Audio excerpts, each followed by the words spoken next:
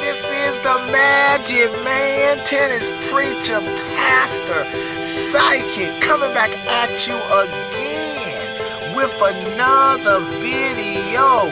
People, I just got a very, very good question, and it was from one of the subscribers. He asked a question. I think he posed a question that was taken from the video where I said that all the greats, I'm talking about the greats that are in the conversation for the greatest of all time, all of them have weaknesses or a weakness. I mean, I'm talking about, and it's probably a weakness that kept them from being even greater than what they were. Okay, and let me also say this here, is that you can have a weakness and still become the GOAT. Or still be the GOAT. It's just, does your strengths and your achievements, do they greatly outweigh your weaknesses? Okay? Or whatever your weakness. Okay, people, so the question he asked me, he said, what is Federer's weakness? And the reason, now let me just tell you why he asked that. Because in the previous video I made, I said that all the greats have weaknesses. I said Sampras, he didn't win on clay. That was a big weakness for him. Think about it, Federer. If Sampras would have won like 2 or 3 on clay, man. I mean, with all the other things, Sampras, besides that, Sampras really didn't have another weakness, really. He really didn't. I'm talking as far as greatness is concerned. Say if he would have taken care of the clay thing, just won 1 or 2 of those, imagine how much greater. People be saying maybe Federer, Sampras is the GOAT. I said Nadal, his weakness was that he got injured all the time throughout his career. Even Nadal fans, it's not an excuse though. I know sometimes Nadal fans try to use it as an excuse, but I want to say, people, listen, imagine if Nadal wouldn't have got injured or wouldn't have had the knee problems he's had and had the layoff, or just he probably lost some matches where he was hurt and we didn't really know it. So Nadal's weakness is that he was injured throughout his career, and that caused an inconsistency in his career. Okay, so when I said Rod Laver, I learned something about Rod Laver, people, the actor. When Rod Laver was on fire, he won all 4. His last Grand Slam that he won, all 4 in 1 year. And then even Rod Laver, he didn't win any more majors after that. So how could a guy win all 4 in 1 year? He should at least probably win like 1 the next year or 2 the next year. How did he just die off like that? He didn't die. He still made it to the finals and semifinals, but he didn't win another major after the Grand Slam. Okay, and look at the Djokovic. The Djokovic had maybe the best 5 years of all time. But look at the Djokovic now. Look how he fell off. That's a weakness. He had marital problems. He let it affect his career. Look at the Djokovic now. We don't know how the Djokovic is going to come back. So let me get back to the, now that I've sort of gave some type of backstory and just some type of explanation of how these weaknesses can affect great players, let's get back to the topic. He asked a very good question, because this weakness I'm getting ready to call out, if Federer wouldn't have had this weakness, he would have probably 30, 35 majors now, and probably would have won the Grand Slam 2 or 3 times. And there would be no debate. It wouldn't be arguably Federer is the greatest of all time. It would be unarguably. Okay, so let me tell you what Federer's weakness is. Well, actually, can I say something? I don't know if it's his weakness now. He's sort of tightened it up. It could be his weakness a little bit. But I know what it used to be, and this hurt him bad. People, I think I mentioned this in another video, that Federer used to be really airy back in his younger days. And you could tell when he first played Nadal, y'all can go watch the first time Federer played Nadal. He had this sort of attitude, like Nadal was that groundhog. Just the way he played, not digging deep, getting dirty. That's why he won so many. That's why that fool won so many French Opens, getting dirty, digging deep. Y'all know the way Nadal played. Core. Federer, he was the exact opposite. Federer had this thing that, you know what, my game, Federer had this arrogance. Now, it wasn't a super arrogance that was so cocky. Have you seen somebody so arrogant and cocky that that is stupid? It wasn't like on that level, but he had this. That's why I'm using the term airy. It was a little arrogance that he was like, you know what?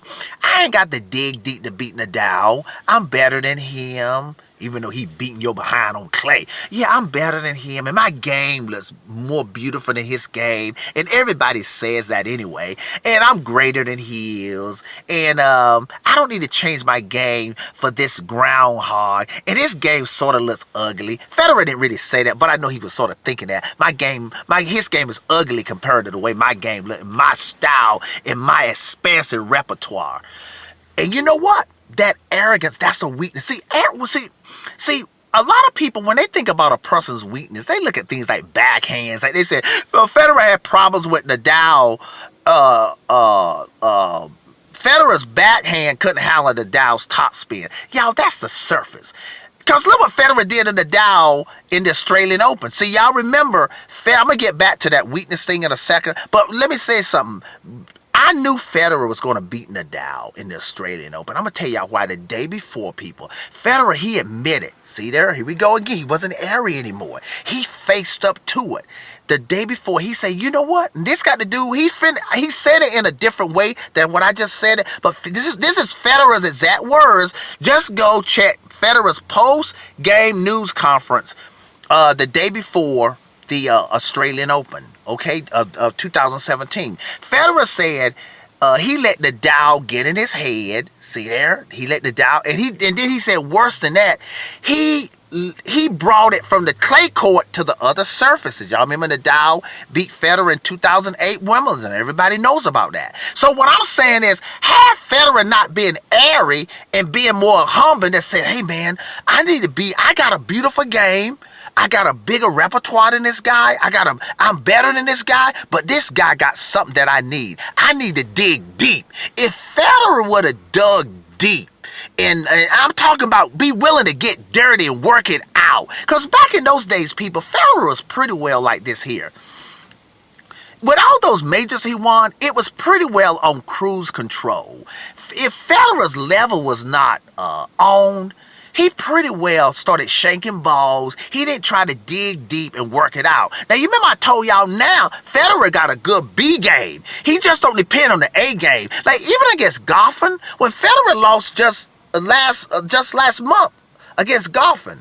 Listen, people, he still almost worked that out. Goffin still barely beat him. It was 5-4 that last set. Federer was still trying to work it out, but his level wasn't quite there, but he didn't start shanking balls the way he used to. But so let me get back to that whole thing. So my question to the subscriber is that Federer had an arrogance, and that arrogance kept him from developing himself emotionally and getting the type of game that was needed to beat Nadal on clay. He didn't really have to, you know what? He didn't have to even change his game. Let me take that back. He didn't have to change his physical game. He just needed to get tougher and accept, I need to get tough. I need to dig deep. The way he did, y'all see the way he did it in the Australian Open? Federer was down 3-1. And y'all remember he had something wrong with his groin, right? Remember he had to go to the locker room, and he still came back and beat Nadal. Even me, man, I thought Federer was gone when he went down 3-1, but y'all, he dug deep. So if he would have had that attitude that he has now, if he would have had that back in the day, Federer would have probably beaten Nadal at least 30-40% of the time in the French Open. So he probably would have won 2, and that means he would have won the Grand Slam, all four in 1 year. He would have won that at least twice. So that was Federer's weakness. He was airy back in the day, and it cost him big time. It cost him in that head-to-head with Nadal, but forget the head-to-head. It cost him in the French Opens. See, forget Nadal. It's that he needed at least 2 French Opens. He would have won the Grand Slam 3 or 4 times. So that was it, people. Okay, people, Magic Man, tennis preacher. And let me say this here. Let me add this here. This is the second time I've been signing off, but something comes back to my mind. Muhammad Ali had weaknesses. One weakness Muhammad Ali had, in his later years, he didn't like to train. That's why if you look at Muhammad Ali when he was Cassius Clay, he had a nice lean body. When he came back, when his title was given back to him, but when he was allowed to fight again, after the Vietnam War crisis, Muhammad Ali didn't like to train that much. So that's where you saw a lot of fat on his body, more fat than he should have had. So even Muhammad Ali, he had a weakness, okay? And he probably would have been even greater than what he was had he trained in his later years. He wouldn't have lost some of those fights he lost in his later years, especially. Okay, people, Magic Man, Tennis Preacher Prophet, signing off.